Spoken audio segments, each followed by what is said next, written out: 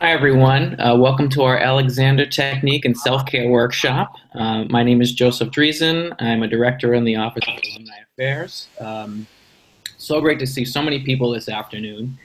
Well, I mean, it looks like a lot of pretty much everyone's in now. So let me just keep going since we're already talking. Um, as we begin, again, just please stay muted. If you have those questions that come up during the presentation, please put them in the chat box. We will get to them. And again, this is Alexander Technique for Self-Care with BOCO alumna, Holly Cinnamon. She graduated in 2016 from the Musical Theater Department. And she also received her Alexander Technique training and certification while at BOCO. She's the owner of Teaching Presence, a movement and wellness coaching company. So thank you for representing that as well. In addition to teaching, she's a professional actor, singer, and songwriter. Some of her recent credits, I am going to show off for you a little bit, are Julie, season 3 of Marvel's Daredevil on Netflix. She appeared off-Broadway in Dear Jane, and was featured in the film The Girl Who Cannot Speak. So congratulations, Holly. Glad to see you doing well in that sphere as well. If you want to learn more about Teaching Presence, you can go to our website, www.teachingpresence.com. That's one word. For June, I thought this is worth note. Holly is making all of her classes free for people of color. And this Friday for Juneteenth, all of her profits are going to Black Arts Matter and Black Women's Blueprint. If people want to donate anything for this class, this is free. But if you would like to leave a tip for Holly, her PayPal and Venmo accounts are at Holly Cinnamon, and I can put that in the chat box as well. That's not required, but we did want to put that out there in case you wanted to help support her. So with that, Holly, I'll hand it over to you. Great. Welcome, everyone. Thanks for signing up for this online session. I'm happy to see all of you and meet you all digitally through Zoom. So I have an initial question, and maybe you can just drop this in the chat. For those of you that came late, I recommend that you have a journal so that you can record anything you learn or discover about your own habits or patterns or any useful language that comes up or ideas or images that work for you that come up, because we won't have time for any kind of question and answers or check-ins throughout the work. But I think our structure today, we're going to do about an hour or so long session, and then we'll do a Q&A at the end. So I'll take any questions that you have about anything at the end with whatever time we have. So we're going to go from 1 to 2:30 today. And also, if you came late or if you just got in, you want to be able to have your computer speaker so that you can walk around, to move around your space a little bit and still hear me. So the question I want to ask, and you can just kind of drop a response in the chat, is how many people, and maybe we can do a show of hands, are in self-isolation by yourself right now, or are you isolating with other people?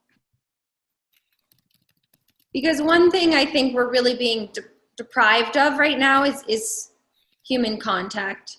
Okay, with roommates, alone.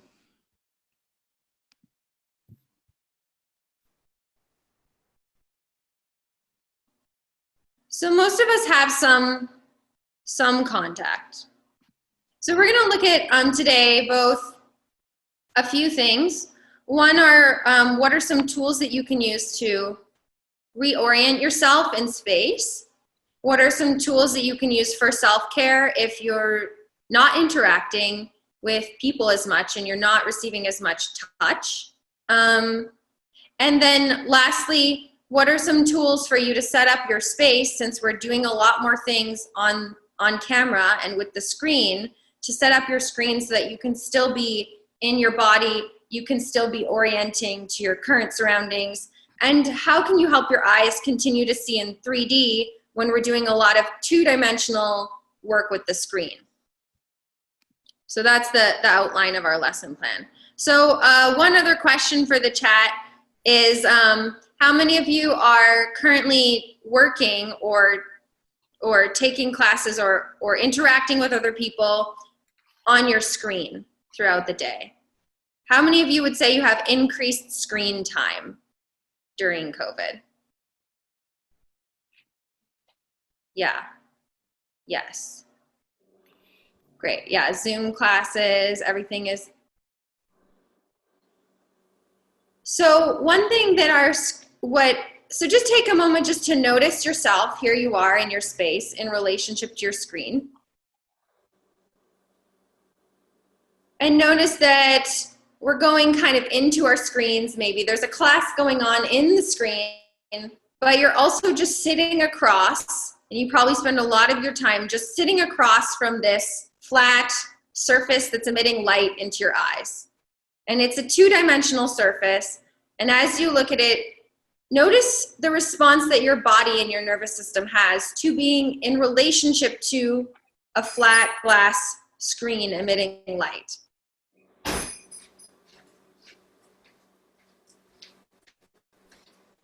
So sometimes you also, if you can see yourself right now, depending on how you have your Zoom set up, you're also seeing a two-dimensional image of yourself.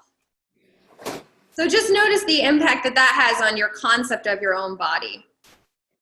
For me, I find when I'm with the screen, my eyes are doing something which is jumping from here, from my face, onto the screen and just kind of landing. And there's a part of me that kind of wants to like lean forward, to get inside of the screen, to connect with you all through the screen, and to kind of leave where I am, to try to, what we call in Alexander technique, end gaining, to try to connect. So we're searching for connection through the screen, and we can't really connect in the same way that maybe we want to. And also we're interacting with each other suddenly in 2 dimensions. So we're feeling a really like 2-dimensional sense of other and 2-dimensional sense of self. So just notice if you, as you're with your screen, if you feel kind of that flatness of the front of your body being seen, you can literally almost feel yourself like a picture in relationship to your screen as a picture. And now take a look around in your own space. So turn away from your screen. And just notice that there are probably in most of your spaces 4 walls. There's a ceiling. There's a floor. And you're sitting on something, so you're balancing on something. And you're finding support through that. It's connecting to the floor. Or if you're standing, you're finding the support of the floor. And you are a 3-dimensional human in a 3-dimensional space. And you can let your eyes travel over that space and settle on things at different distances from you. And you can notice yourself here in relationship to all sorts of things at different distances from you. Here you are in the center of your space, in the center of your world, in real life, in 3-dimensional space.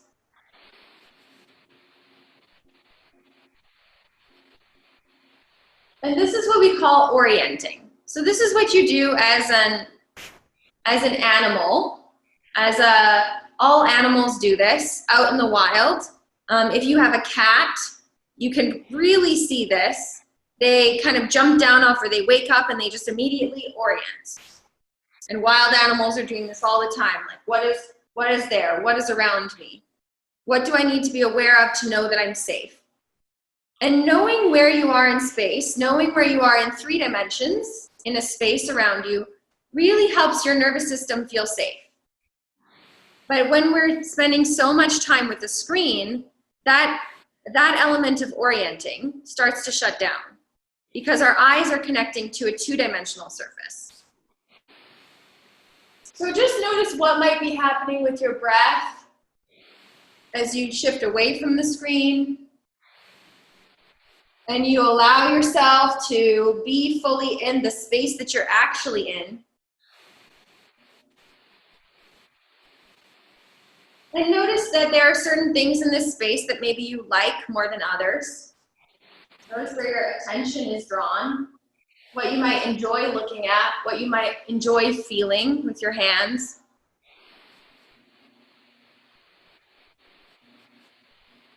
So your space offers you support and resources. And when you notice yourself in relationship to your space, instead of in relationship to your screen, it allows you to know where you are in real time, to know that you're not actually, there's nothing in your space that is actually physically threatening you. You're safe here. You're safe in this space. And then your nervous system can calm down because you know where you are. So we're going to continue this exploration. And I want to make this accessible to any kind of movement ability. So I'm going to cue you to walk around sometimes, but you can allow this exploration to be seated or moving around in whatever way is available to you or that you would like to today. So you just need to be able to hear my voice. I'm going to move around as well. Just start by taking a little wander around the space that you're in.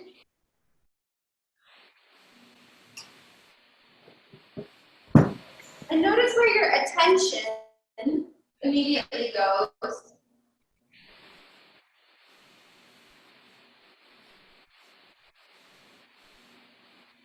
Are you drawn to be noticing your own body, sensations in your own body as you move?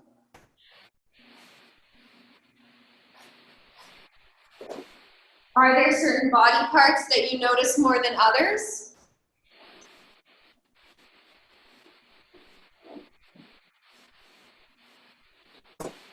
Are your eyes tending to look down, to look around at your eye level, to look up?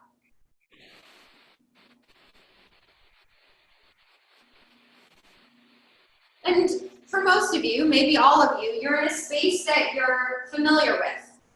You're in your own home. Many of you, you might have been displaced by COVID, so maybe you're in a different home. But this is a space you've become pretty familiar with. So just notice that you have a pattern of how you move through it. And the room itself has its own pattern. And as we're at home more than ever, you have a pattern of moving through your space, a pattern of sitting down in certain seats, a pattern when you wake up. And you can start to play as we continue with mixing up this pattern, maybe moving through your space in an unexpected way.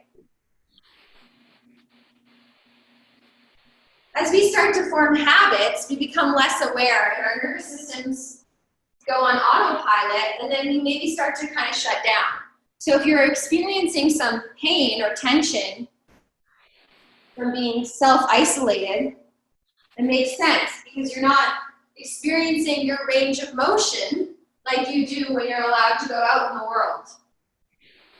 But just notice that there are other range of motion possibilities, like maybe you can step over something that maybe you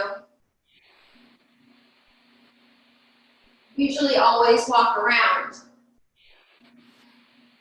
Or maybe you can get really close to the wall or really close to some furniture that maybe you never really kind of walk up close to.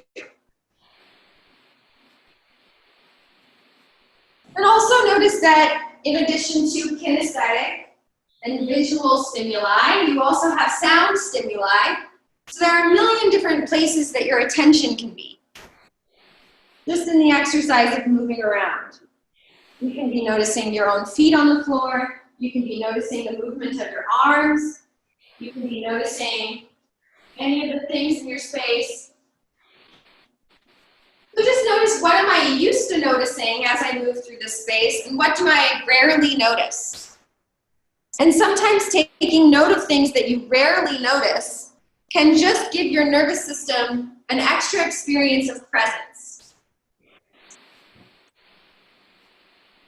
So you can actually discover new experiences and new relationships to things in your space, even when you're in a familiar space.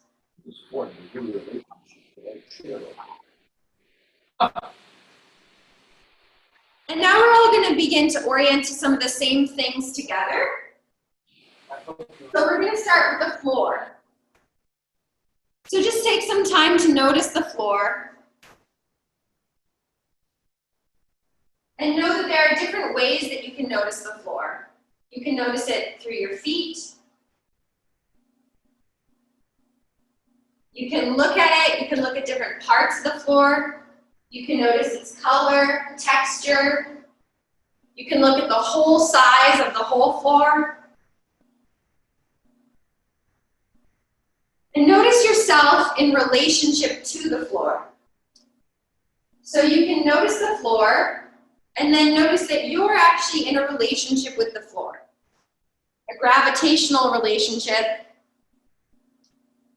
And you're kind of doing a little dance with the floor as you move around. The whole floor is supporting your structure.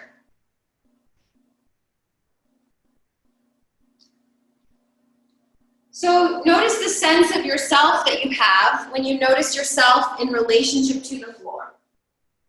That's one sense of self that you have available.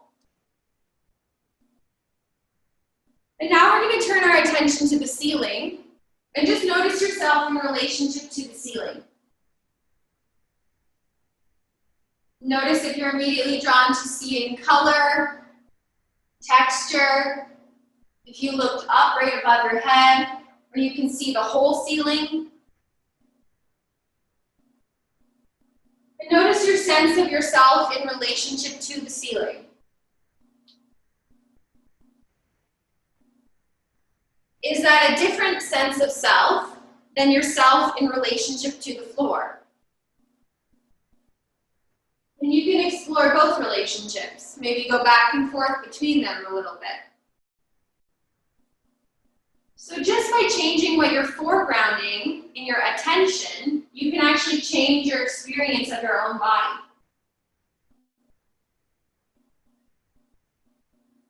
Now we're going to notice the air. So notice all the empty space in your room. And as you move through the air, you're actually changing the shape of the air.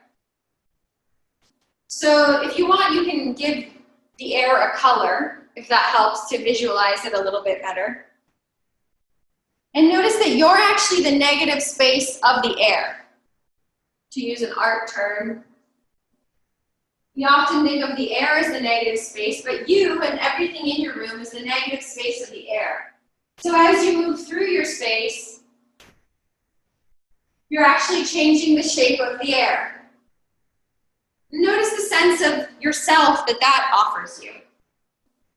Some of these might be more pleasurable resources for you than others. Everyone's going to have different preferences. So just notice as we go through different resources, what am I really drawn to? And now find a small object in your space, something that draws your attention, that you can pick up.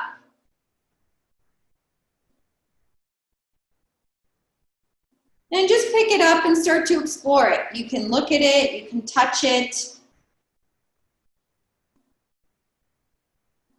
You can notice its weight. You can move it around in your hand or your arm. So now it's finding its support in its gravitational relationship to the earth through you. So you're actually kind of doing a dance with this little thing. And you're just intercepting its fall with gravity. And you can close your eyes and feel it. Feel its texture. You can bring it really close to your eyes, further away. And notice yourself in relationship to this small thing. How does that make you feel in your own body? Maybe it makes you feel bigger, maybe more powerful.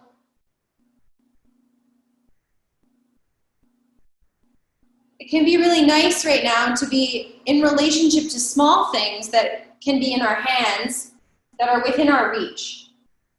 Because there's a lot in our world right now that's big and it's out of our reach. And we can reach it through our computers, but there's only so much that is tangibly within your reach.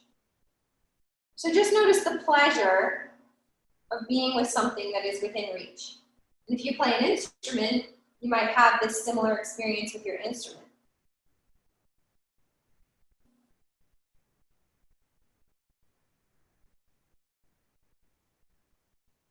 Okay, and we'll let go of that object. And now if you have a window that you can look out of, you can go to your window. Or if you don't, just go to one of the edges of your space so that you can look at a distance across your space.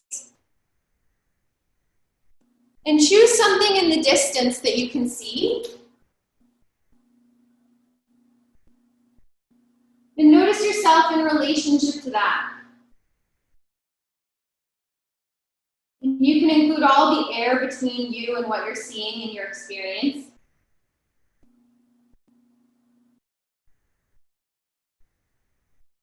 And you can look down at your own feet and notice that you and what you're seeing out there are connected to the same earth. And you can actually draw a line in your mind from your feet all the way through the wall, out the window, across the surface of the earth. And maybe you can see it, maybe you can't. You can look at the base of whatever you're looking at, how it's connected to the same earth. And you can feel the distance, the relationship between your feet, where you're standing here, and whatever you're looking at over there. And if it's something in the sky, you can do the same thing.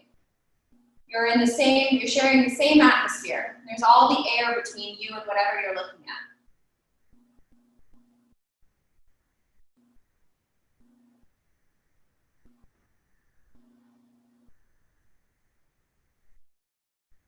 And then find something else that's maybe a halfway point between you and what you were first looking at. And you can let your eyes explore that.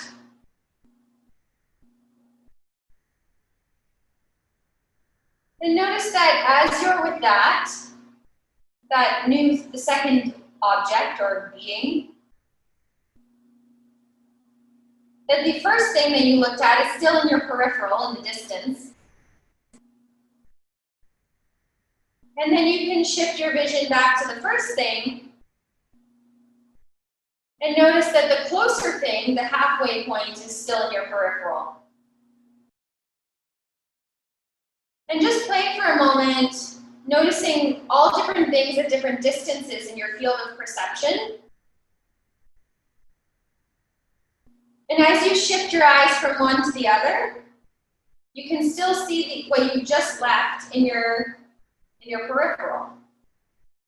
You can play with shifting back and forth.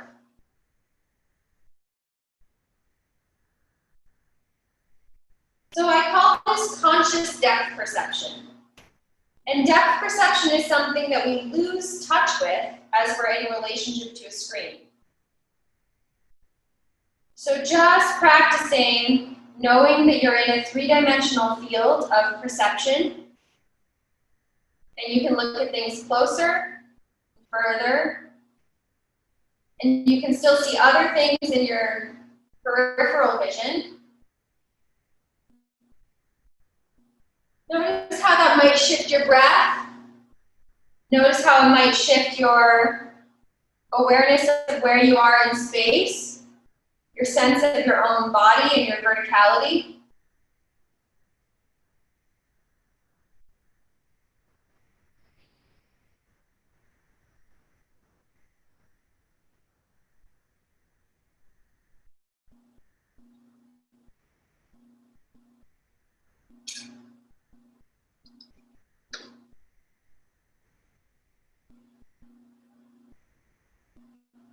And now turn away from whatever you're looking at, and I just want to remind you that that space is still behind you. So everything you just mapped, if it was out the window or across the room, is still behind you.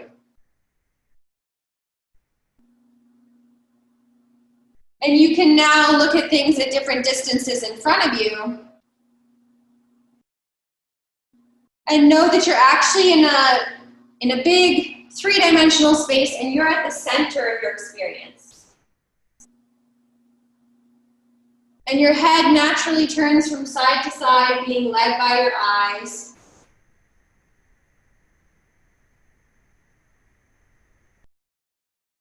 But you're always at the center of your own experience. And then take a look at your own hands. Bring your hands up close to your face. And just notice yourself in relationship to your hands.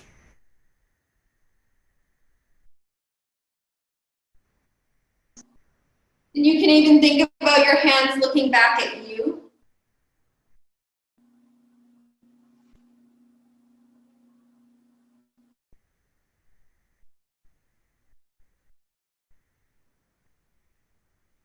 So what we just did, that activity was very much about orienting to things in your environment. And noticing for yourself that there are different things in your environment that might be good resources for your nervous system, and everyone's nervous system is different, but that might really help you feel more grounded or feel more calm or present in your space. And now we're going to look at another resource, which is your own body and your own concept and your own relationship to your own body, which is another resource in addition to the world around you. So bring your palms together.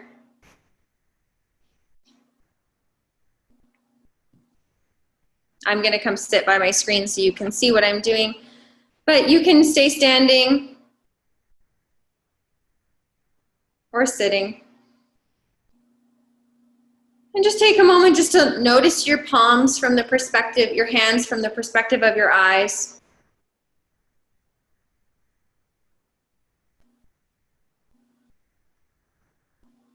Notice that you can see your hands from the outside, per se. I mean, your eyes are still inside of you.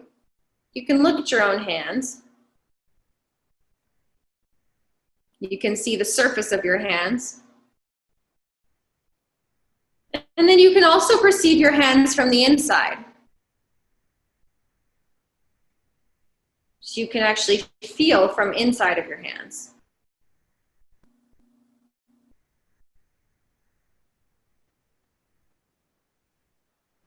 And let's take a moment to just go inside of your left hand. So you're moving your mind. All of these experiences are always available, but we're going to foreground in our field of attention. We're going to foreground the experience of your left hand.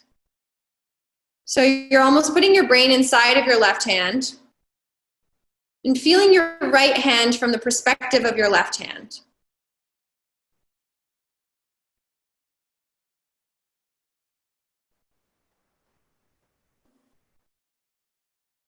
And you can receive your right hand into your left hand. You can touch your right hand with your left hand. You can feel the surface of your right hand with your left hand.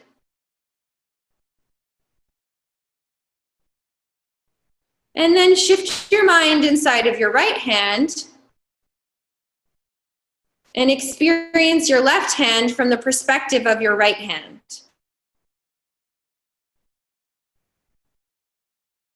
You can receive your left hand into your right hand.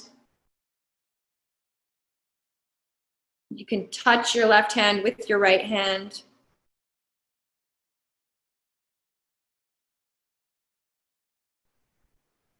And then notice your hands from the perspective of your eyes. So you're looking at the outside of your hands, so to speak. And you can shift between these three perspectives.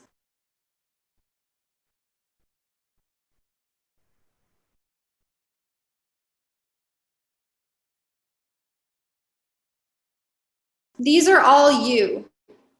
Your left hand is you. Your right hand is you. Your eyes are you. Your brain is you.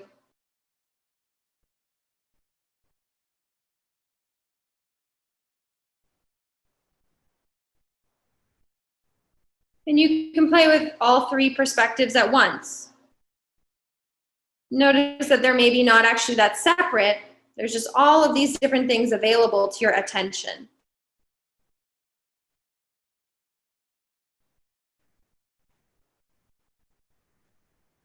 So this is a great way just to be in touch with the feeling of touch and self-touch, especially if you aren't touching that many people right now, or at least not as many as you're used to.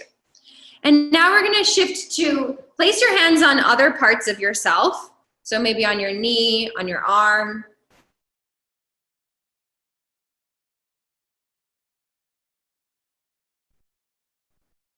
And notice if maybe at first immediately you noticing yourself from the feeling of your hands. So your brain probably, I'm guessing for most of you, went first inside of your hands to feel yourself from the perspective of your hands. But then you can also feel your hands from the perspective of your knee or the perspective of your shoulder.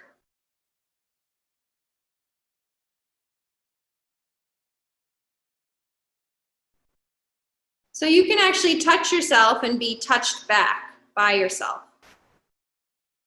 And then bring your hands on opposite shoulders like this.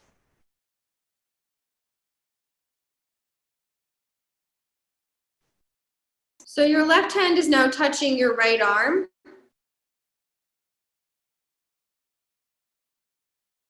And you can touch yourself all the way through your right arm, all the way down to your right hand. So imagine that your left hand could touch the back of your right hand.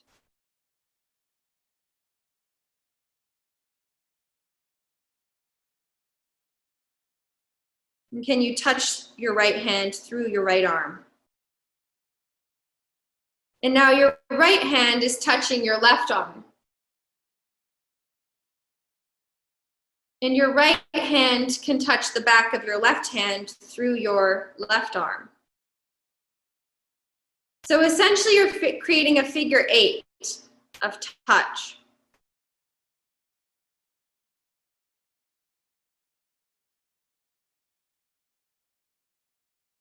Your left hand is touching the back of your right hand, and your right hand is touching the back of your left hand through yourself. And then you can move your hands to any other parts of your body and touch yourself through yourself. So if I have my left hand on my sternum, my right hand on my sacrum, my low back, for example, you can choose anywhere. Can I let my hands touch each other through myself? And just notice the sense of maybe your own depth that gives you.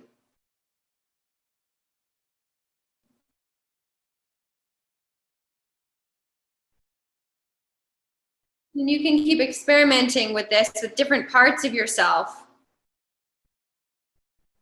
Just consciously experiencing your own depth. So I can put my two hands on either side of my rib cage. Almost the same as when they were touching each other this way. I can touch my right hand with my left and my left hand with my right through myself. And that gives me a real sense of my own width.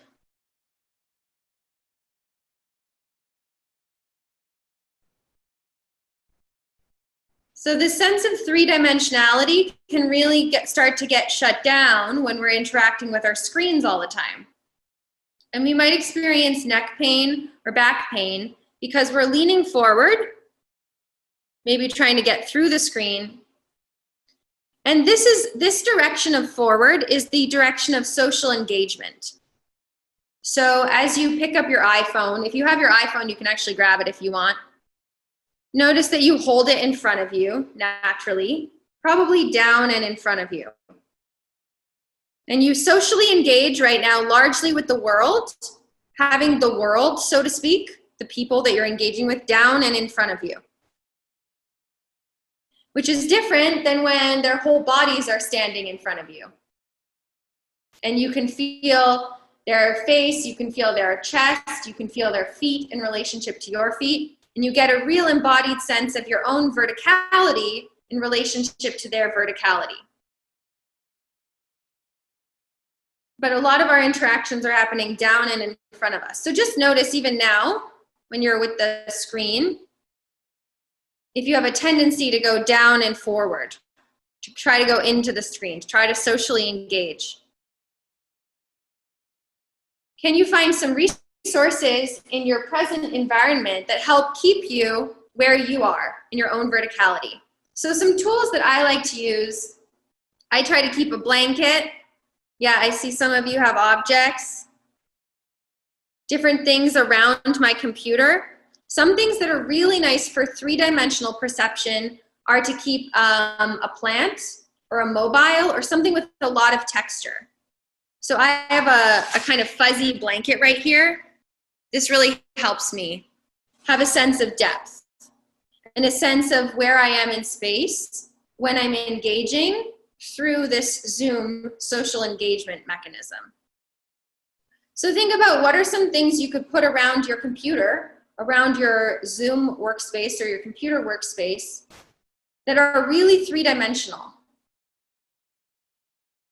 that can really give you a sense of depth, and then when you look at them, you can locate yourself in relationship to them. And also things that give you a real sense of good stimulus and touch, that if you're touching them, you're in touch with them, they remind you where you are, or they feel good in your nervous system. That'll help you cope with some of the stress of all the information you're receiving in the social plane. Yeah, crystals, plants are a great idea.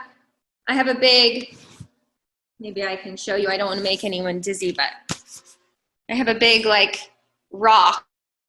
This gives me a real sense of depth. It's very three-dimensional.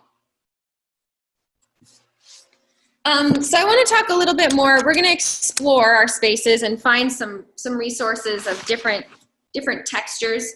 But I want to talk a little bit more first about the planes of social engagement and the plane of your verticality. So just notice for a second, you have your own vertical space. You have your own space, your field of space around you. And you get to define what comes in and out of that space. You can't change much past that. You know, you can write an email and send it off into space, or make a speech or an Instagram post. But in real time, you're really in this little space that's within the reach of your arms. This is your space. And we don't interact with other people much in our vertical space. Your vertical space is really your relationship to the earth. And below you, there are the elements of earth and fire.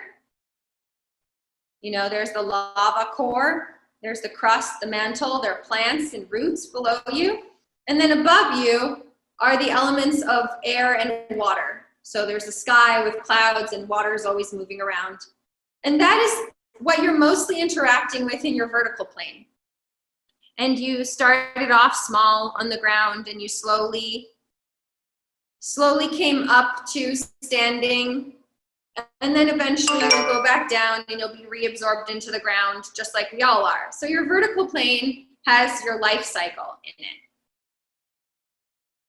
And no one really often, unless you're, the only real times that we share a vertical plane with other people, there are very few.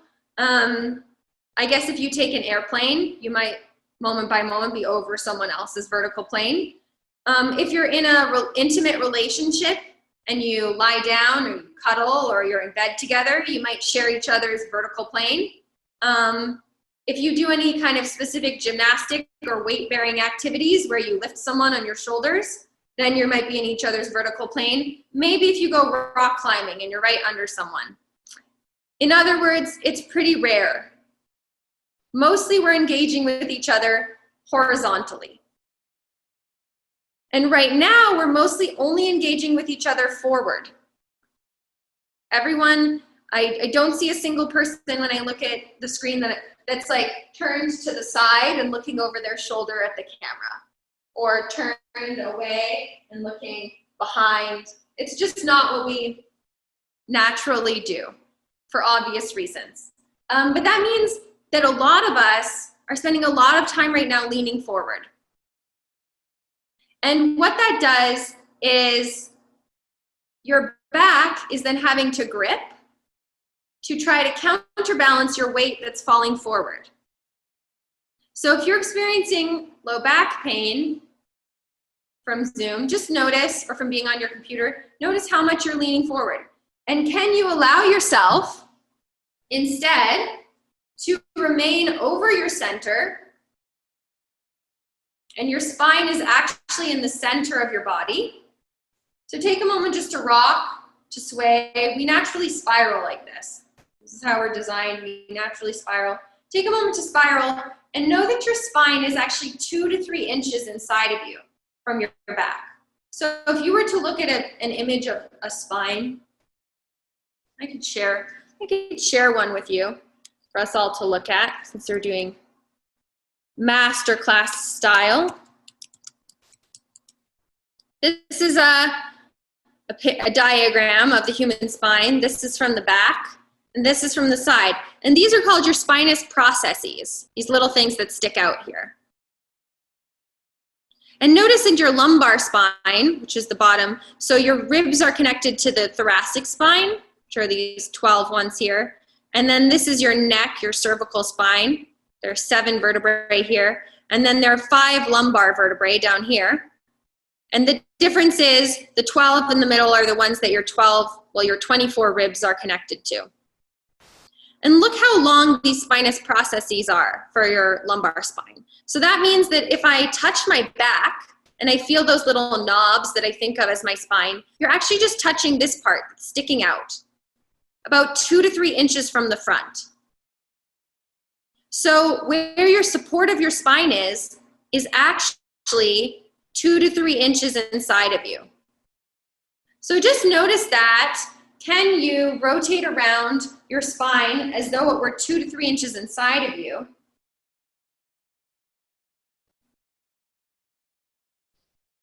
And now think of your spine being at your back, like at the back where you can feel it, those processes, and rotate around that.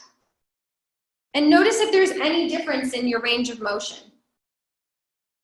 Anyone can drop in the chat if you feel any difference. Which one is easier?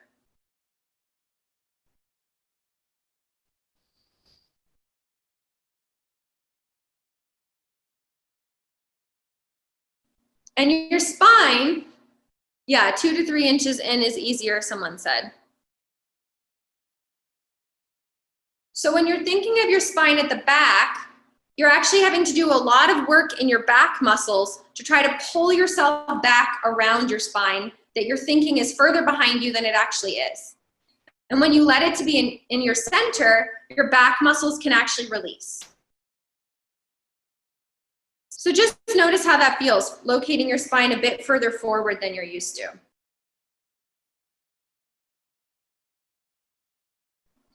And then I want everyone to point to wherever you think the top of your spine is. You can show, I'm gonna look at a few of your screens.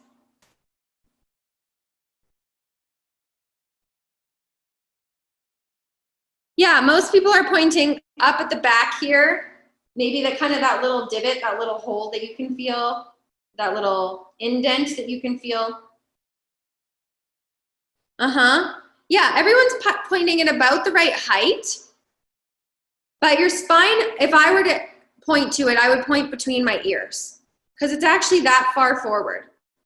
So just put your fingers in your ears and lift up a little bit, and you can nod your head. That's where the top of your spine actually is. And it's actually between your ears. That's how forward it is. If we were going to look at this diagram again, let me see if there's one with the skull. Oh, here. That little hole right there, that's your ear. And so this, which is your spinal support, the front of your spine is coming up right between your ears. But if you're thinking of your spine at the back, your head is literally, you're telling your body that your head is falling forward off of your spine. Whereas if you think of your spine being between your ears, forward in the center, your skull can actually balance on your spine, and then your neck has to do less work to hold onto your head. It's like a teeter-totter. So if you think of the center of your teeter-totter being in the center, your skull can balance in your spine. If you think of your spine being at the back, your head is literally going to feel like it's falling off your spine. And that's also going to be worsened by you leaning forward into your computer or you leaning forward into your phone. So just notice as you're looking at your computer or your phone, can you let your spine be up between your ears and let your skull balance on your spine? And can you let your phone come to you?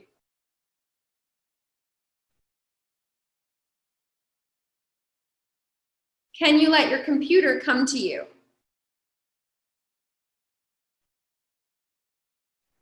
And it's pretty similar to what we did on orienting in the space. Can I also let my computer come to me?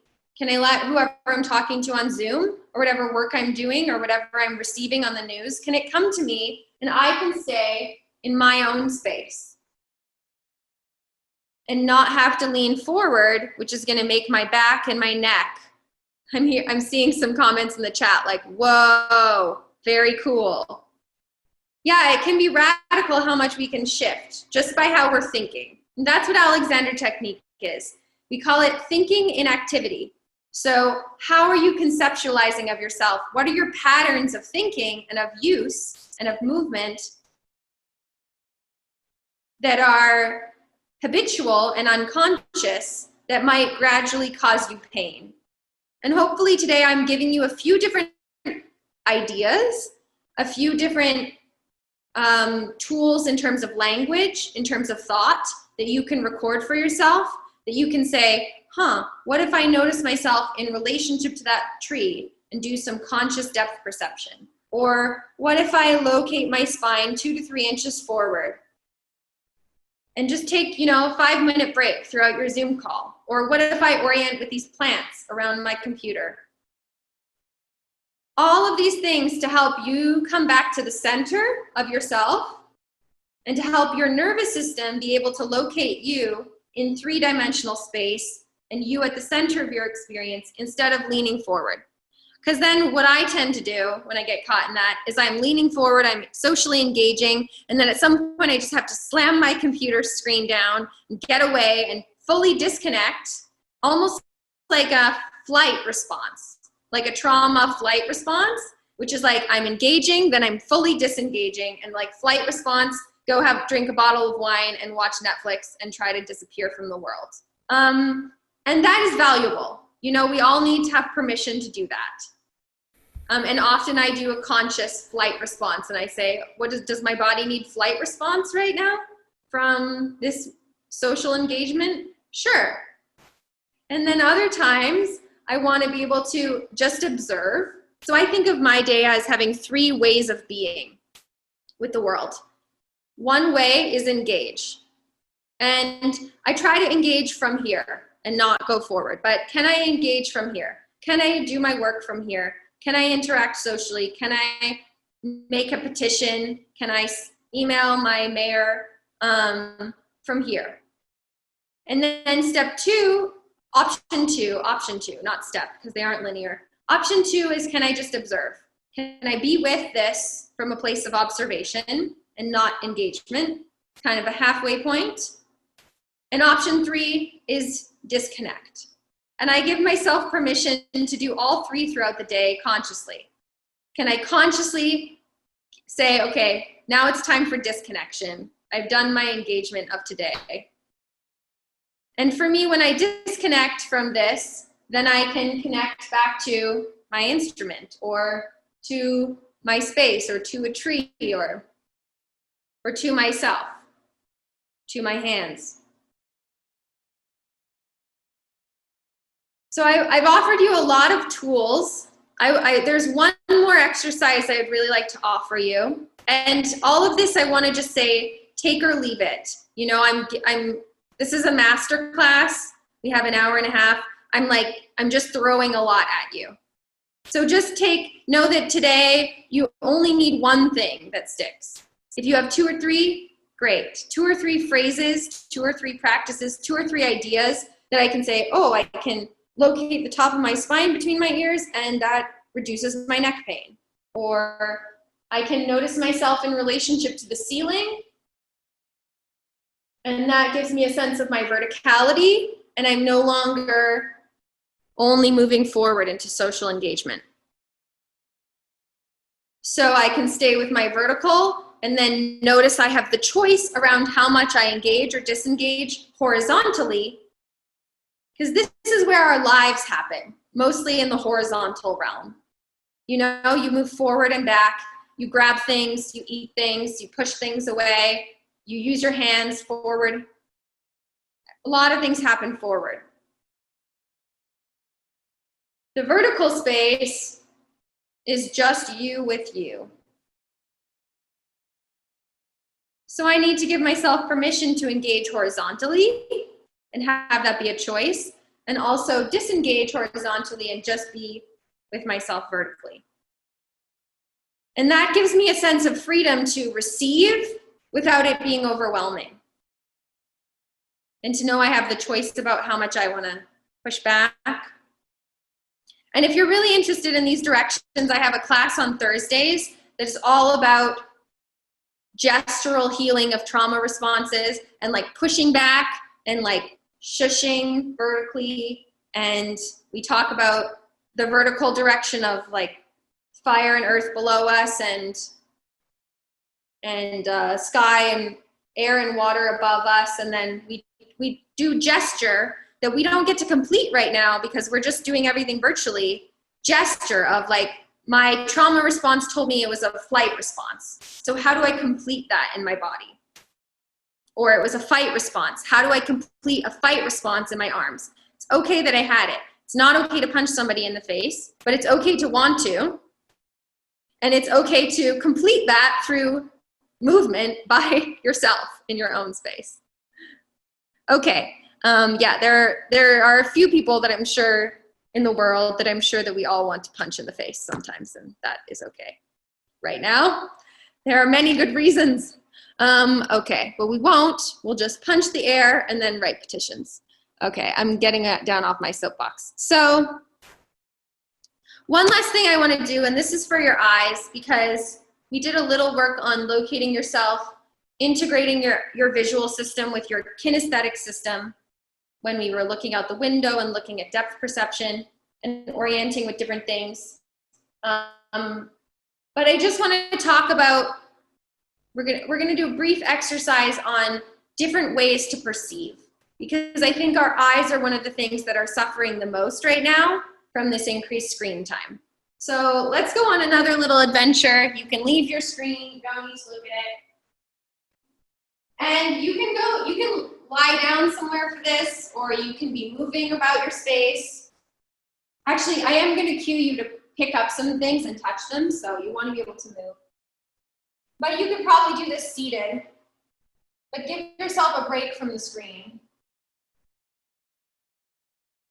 So as you're moving or looking around your space, we're gonna first look at the world through the lens of color. So how most of us habitually look at the world and see is through the lens of the names of things that we've given to things. So in other words, computer, book, light, wall. And that is what we perceive because we have labeled them. And as soon as you started learning language and you were rewarded for that, you were rewarded for knowing the names of things back in grade 1.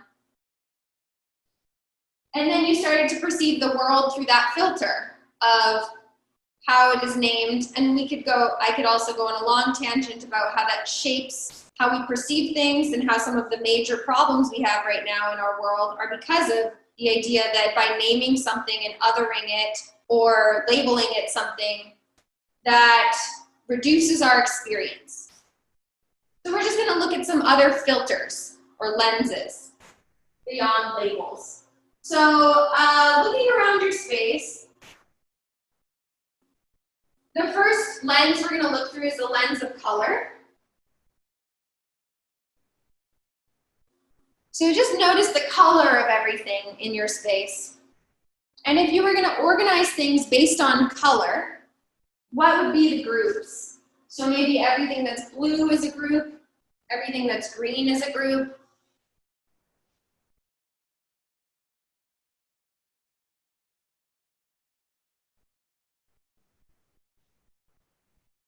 Notice what colors you're drawn to.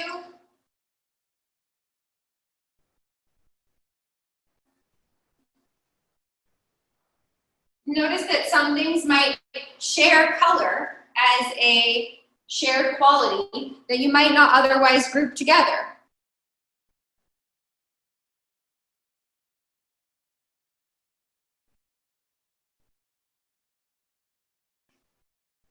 And find something that is the most unique color.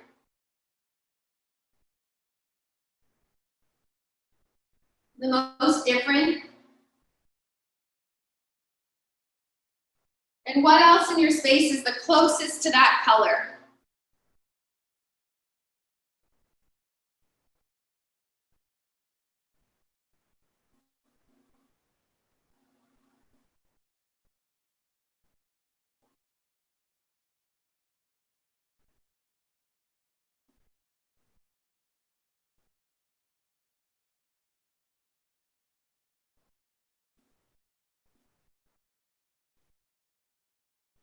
And now we're going to look at everything through the lens of shape. So just start to notice the shapes of things. There are circular things. There are things with corners, sharp corners, round, triangular, spherical. There are long, skinny things like strings or lines. And there are other shapes that are harder to define, maybe more natural things, things that tend to be made by nature, not by humans, might have harder to define shapes.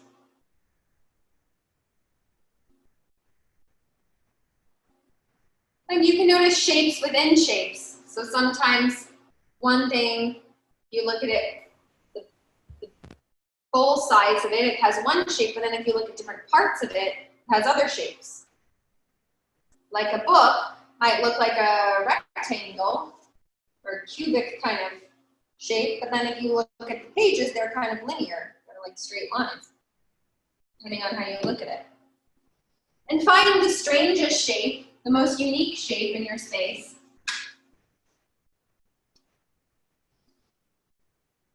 And then notice what else is closest to that shape.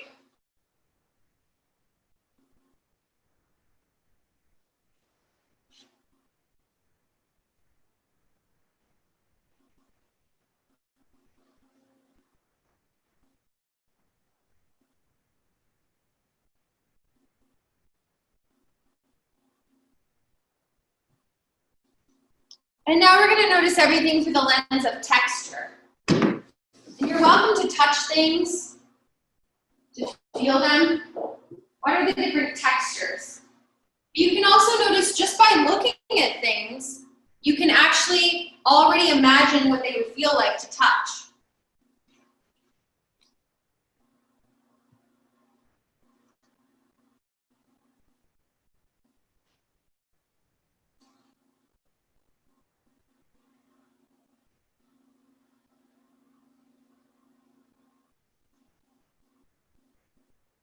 And it's up to you how you define what are the different groups of texture. Smooth, rough, warm, soft, sleek, gritty.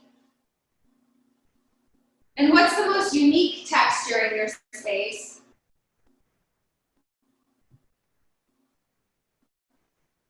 And then what would be the closest thing to that in texture? So choose something and then find the closest other texture that's similar.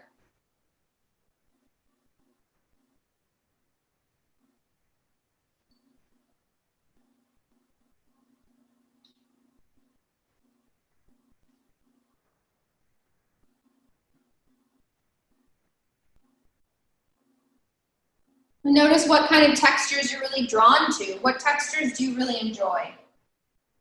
And different textures give you different senses of yourself in your body.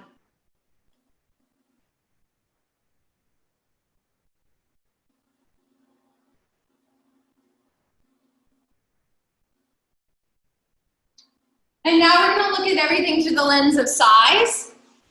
So there are different sizes of things. And there's sizes within sizes. So you can look at something that might be big. And notice that there are all these little small parts that make up the bigger thing.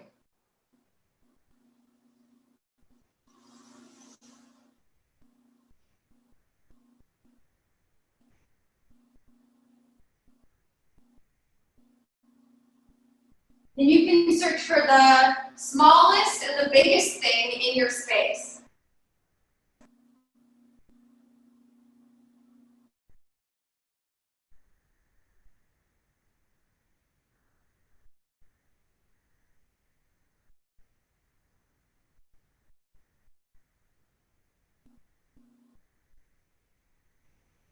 And notice what do you enjoy? What are you drawn to? Are you drawn to big things? They make you feel different than small things.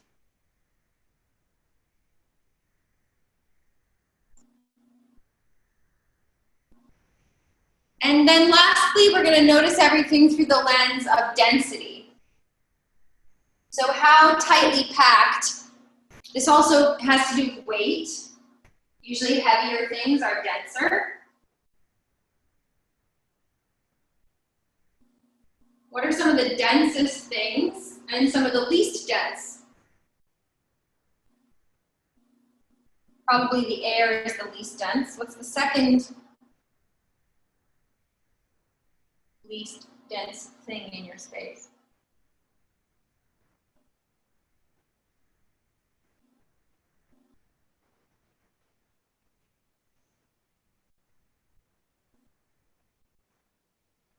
And how does it feel to notice different densities in your own body?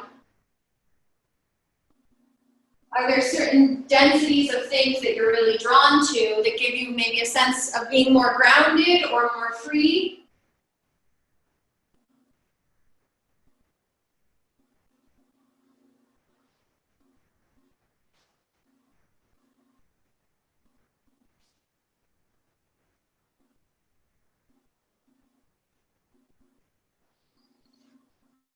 Okay, great. And let's come back together. So that exercise is just playing with your perception. And all of those different ways of seeing give you a different insight and different way of having your eyes work. So you're searching for things, and every different lens you put on it, your eyes are kind of looking for different things. And you can notice maybe some of those things speak to you more. Maybe texture is like something that you really enjoy. And the reason why we do that is because we really lack that, especially density and texture and shape. We really lack those things, even size, when we're just staring at a screen all the time.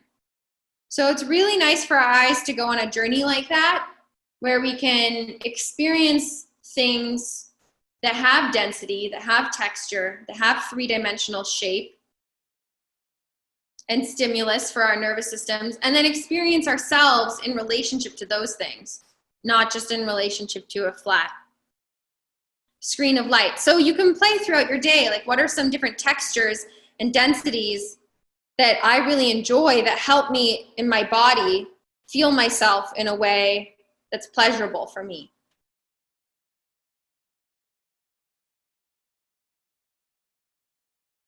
Great, so we're gonna wrap up there in terms of our exercises for today. I just wanna remind you what we did. So we started with orienting in space. We oriented with the floor, we oriented with ceiling. We noticed ourselves in relationship. We did some work with ourselves, with our hands. We did a like self-hug. So noticing yourself with yourself. And we did some conscious depth perception out the window, noticing different distances and letting things be in our focus versus peripheral. We did an eye perception exercise that we just did of 5 different ways of seeing: color, texture, shape, size, and density. We talked about the vertical plane, the horizontal plane. And we did some body mapping. We talked about how social engagement is on the horizontal plane, and we did some body mapping of our spines, noticing where we're locating them, how far forward we're leaning off of them, and how to shift our body maps to maybe more accurately be over ourselves. So there are many different little tools and exercises that you can use, and it's just about finding whatever works for you as a cue to allow you to feel more centered. So maybe everyone can drop in the chat something about how they feel right now, something that worked for them.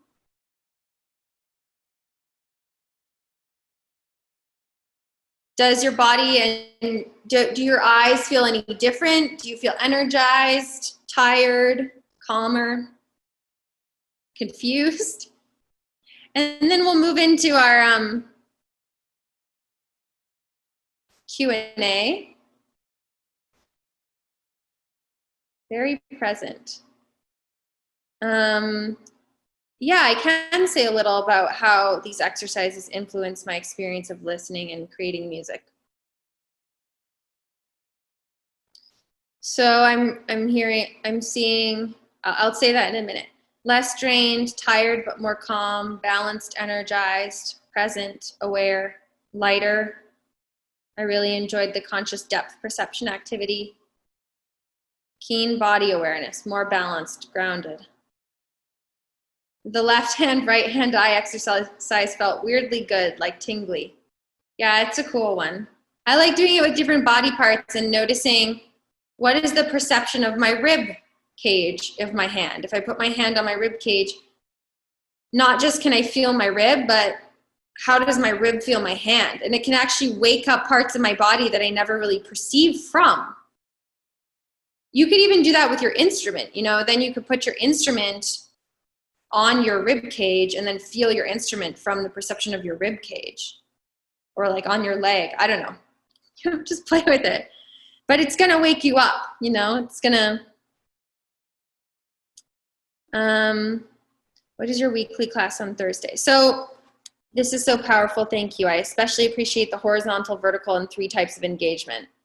Yeah, really what this work is about for me is self-empowerment, is tools for you to feel more empowered to make choices about how you use your attention and how you use your body and space, and how you can engage and disengage. So I'm going to put my website in the chat. So I talked about the Thursday class. That's at noon Eastern on Thursday. And that's like really like gestural healing gesture movement. I have a noon class on Monday that's anatomy in motion. And it's kind of like what we did about locating the skull and the spine relationship. I have a class on Tuesday night and Friday afternoon that's called AT for eye health. That's like the perception exercises we did, conscious depth perception, to really help your eyes be able to heal themselves. Oh, there, Joe just dropped in, www.teachingpresence.com. And you can sign up for any of my classes directly, and you'll get the Zoom link sent to you. And all of my classes are pay what you can. They're recommended donation amounts. And on Friday, all of the profits are going to 2 different Black arts organizations. I want to jump back to that question I didn't answer. How these exercises influence your experience of listening to and creating music. Oh, there's so much I could say. I mean, first of all, they help me locate myself in myself so that I'm creating from my own voice. And I don't just mean voice as in my physical voice, but I really think I've come to understand that it's the same thing. My physical voice and my voice as an artist are unified. And I'm creating and listening and playing and songwriting and lyric writing and thinking from an embodied place, which makes my music very much part of who I am. And I also feel like it naturally, the way that I go about creating is very much reflects my values. And I feel very integrated, and I feel a lot of permission to fully be myself with myself. And also, a lot of these exercises just make you more curious. So I start to listen in different ways. I start to discover different ways. I start to notice you could do the same exercise we did with eyes around ears. Am I listening for volume? Am I listening for pitch? Am I listening for vibration? Can I listen from different parts of my body? Can I listen kinesthetically? I'm sure a lot of you already do that. But can I, place my guitar on a different part of my body? Can I feel my music in my hands? And you just start to, the more you experiment, you discover what are my habitual lenses? What are the ways that I already am perceiving? And what are things that are just outside of my habit, outside of my field of perception? And when I have the ability to incorporate that, it just opens up so much more possibility. And that's what I think we're really after, is choice and possibility. I hope I answered your question. Thank you. Can you elaborate on finding and balancing your spine and body with an instrument or external pressure like a backpack? Yeah, I can. So if you have your instrument, you can grab it. You can also do this with your phone or just like a glass or anything. We're just going to explore, and we did this a little bit when we were holding an object before. So how you and whatever you're holding, and this might not work the exact same way if your instrument is a piano or something that you don't hold. How you can relate to gravity with this thing. So you can pick this up and lift it against gravity. So think that gravity is going down, and I'm actually working against gravity to lift this thing up. Feel how that feels.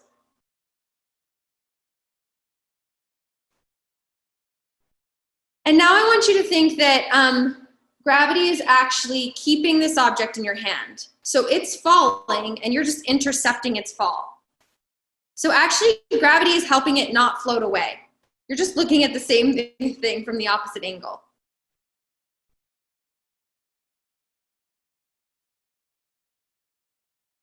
And notice that you can actually let the weight of whatever you're holding actually move your arm.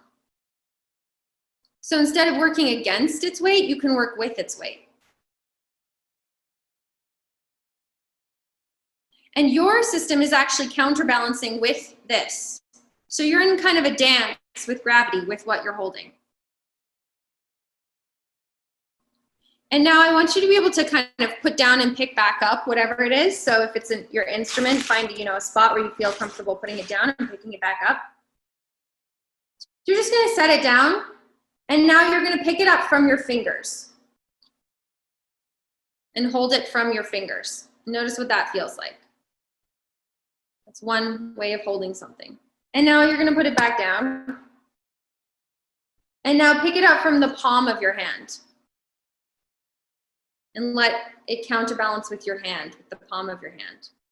It's another way of holding. And now put it back down. And now you're going to pick it up from your wrist. Notice the freedom of movement, or how does the weight of this thing counterbalance with your wrist? If you're using two hands, you can do both wrists.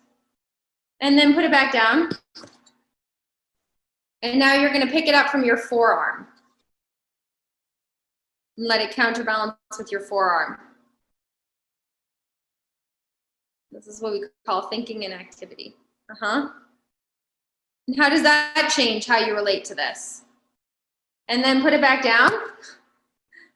And then you're going to pick it up from your elbow.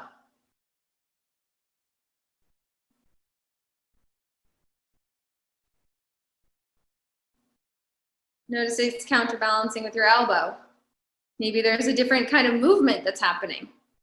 And then put it back down. And now you're going to pick it up from your upper arm. So whatever you're holding is counterbalancing with your upper arm. And then put it back down. And now you're going to pick it up from your shoulder.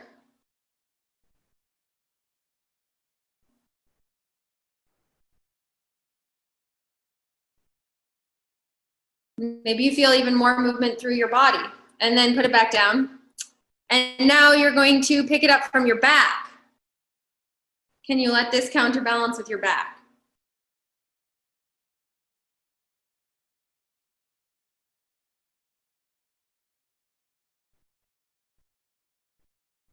And then put it back down. And now lastly, you're going to pick it up from your whole self. So all the way to your toes, your low back, your pelvis, your legs. And you could keep, you could keep breaking this down and exploring it forever. And let this in. So none of those are better or worse. And then you can integrate all of them or do variations like my fingers and my back. But you all have habits about what you use more and what you use less. So this is just a way for you to discover what feels most free for me. What do I usually do? And what is new and what is free? And what does that offer me? And you can practice playing. Like what if I hold my instrument for my elbows and then I play, if you're playing a guitar, let's say, or a violin. And then what if, and you can do this with the piano as well. Like am I touching my piano from my elbows? Am I touching my piano from my fingers? Am I touching my piano from my back? And you can just discover that there are a million options in terms of how you think of where you're touching from and where you're balancing with. And some of them will feel free in different ways, and some of them will be so new that they'll give you a really heightened sense of your nervous system, and some of them will be more familiar. And you'll start to actually become conscious of, oh, like whenever I touch with my fingers, I'm kind of leaning forward and I'm actually moving off my spine, and that's just a habit. So if I just think about my elbows counterbalancing, then my back just frees up because it's not counterbalancing my fingers. And I'm not saying that's your particular habit. It could be anything. Ideally, what you want is just freedom from your habit. Because that will keep things alive and present. And then when you play, it'll sound different. It'll sound present. Okay. Any other? Certain lift in the arm made my back feel tight. What to do? So just observe. What are the ones that make me feel tight? What are the ones that make me feel free? That all has to do with your own personal pattern, and there's no right or wrong, good or bad. Maybe if you did it on a different day, it would be different.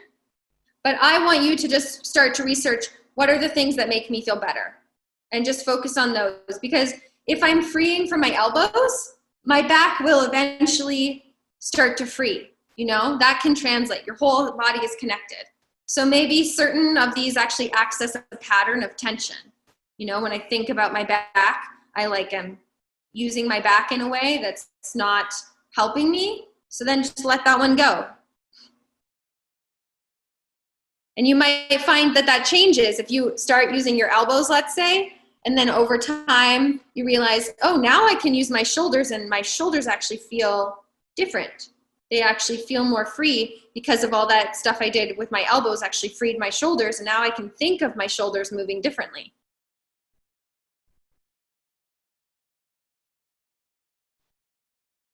Okay, that seems to be, unless there are any more questions, I can hand it back to Joe. Any last requests, questions?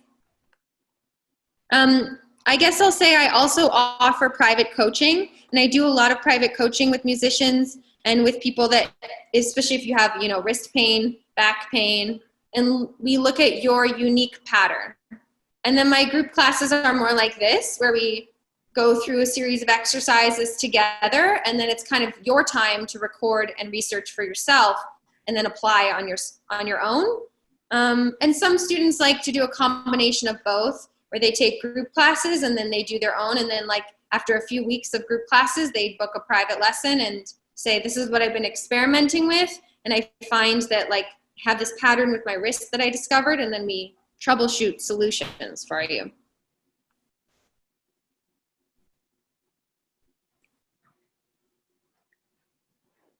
Do the private sessions work with the instruments? Yep, you can.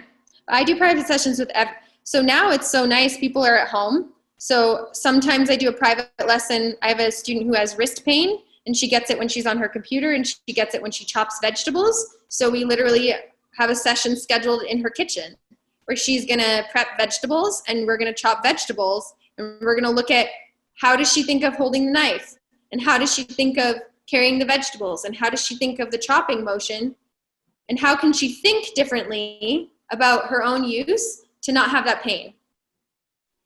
But yeah, I coach musicians directly all the time. And you can look at some testimonials.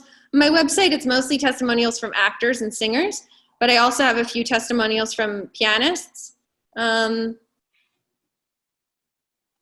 we really are looking at, a lot of the time, if you play an instrument, what we just did, like what is my habitual relationship to that instrument?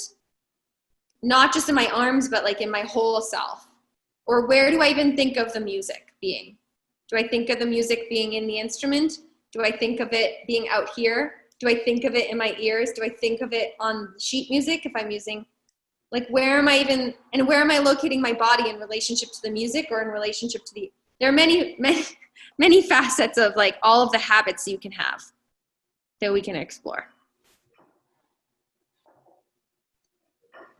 Well, Holly, thank you so much for leading this today. I definitely appreciate you donating your time to be here and to do this for the community. I will put your website as well as your PayPal and Venmo information in the chat one more time for those of you who are interested in giving Holly a tip.